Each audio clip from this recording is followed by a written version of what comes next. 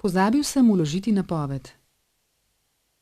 Davčni zavezanec, v nadaljevanju zavezanec, ki je pozabil oddati davčno napoved, v nadaljevanju napoved, in je napoved Finančni upravi Republike Slovenije poslal po predpisanem datumu, ima dve možnosti. Kot prvo lahko predloži napoved po izteku predpisanega roka. Kot drugo se lahko samo prijavi. Zavezanec pa lahko že oddano napoved popravlja vse do izdaje odmerne odločbe. Ob tem ne sme pozabiti izpolniti oznake o statusu napovedi, ki se nahaja v zgornjem desnem kotu obrazca napovedi. Statusi so naslednji: 1. Vložitev napovedi po izteku roka. 2. Samoprijava. 3. Popravljanje že oddane napovedi. Pozabil sem oddati napoved. Zavezanec, ki je iz opravičljivih razlogov zamudil rok za predložitev napovedi, lahko pri pristojnem davčnem organu vloži predlog za naknadno predložitev le-te. V predlogu mora obrazložiti razloge za zamudo in predložiti dokaze za svoje navedbe, ter priložiti napoved oziroma navesti rok, v katerem jo bo predložil.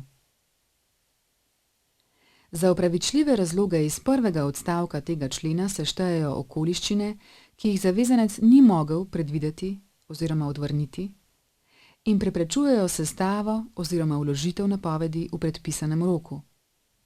Na primer nepredvidljiva oziroma nenadna bolezen, očitna pomota, smrt v družini, elementarni dogodek, prometna nesreča. Predlog za naknadno predložitev napovedi mora zavezanec vložiti v 8 dneh po prenehanju razlogov za zamudo, vendar najpozneje v 3 mesecih po izteku roka za predložitev napovedi. Če davčni organ dovoli predložitev napovedi po izteku predpisanega roka, določi rok za predložitev napovedi s sklepom. V tem primeru se napoved šteje za pravočasno vloženo, kar pomeni, da zavezancu ni potrebno plačati obresti, prav tako ni v prekršku. V primeru, da davčni organ ne dovoli predložitve napovedi po izteku predpisanega roka, se za čas od poteka roka za vložitev napovedi do vložitve napovedi obračuna 3% letne obresti. Prav tako se šteje, da zavezanec ni predložil napovedi v roku, zaradi česar je odgovoren tudi za prekršek. Samoprijava. Samoprijava je davčni institut, ki zavezance spodbuja, da morebitne pozneje ugotovljene nepravilnosti v napovedih sporočijo Finančni upravi Republike Slovenije. Zavezanec v tem primeru ni odgovoren za prekršek, mora pa izpolniti svojo realno davčno obveznost, kar pomeni, da bo ta povečana za obrestno mero v višini 3% letno.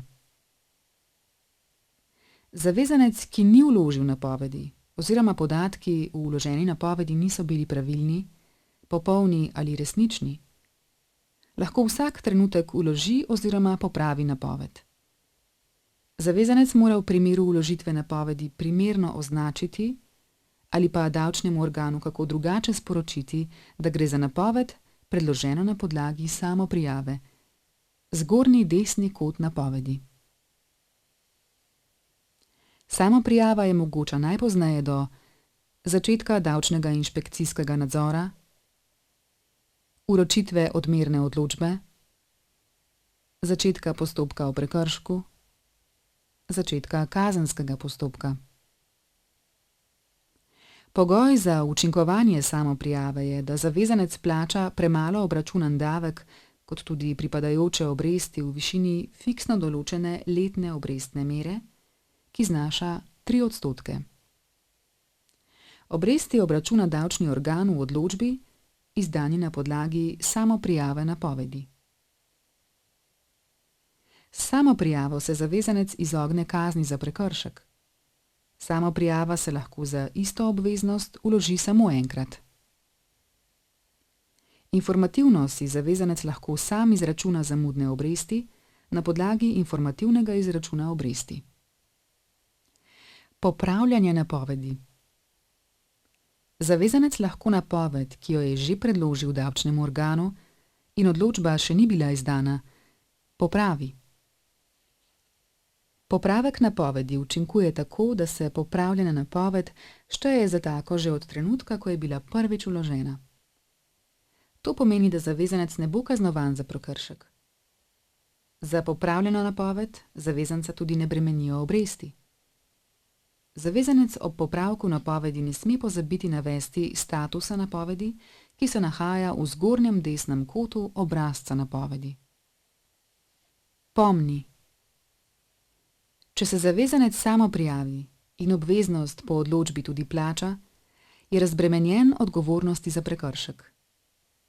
Samo prijava pa ne izključuje kaznivega dejanja davčne zatajitve po 249. členu Kazenskega zakonika.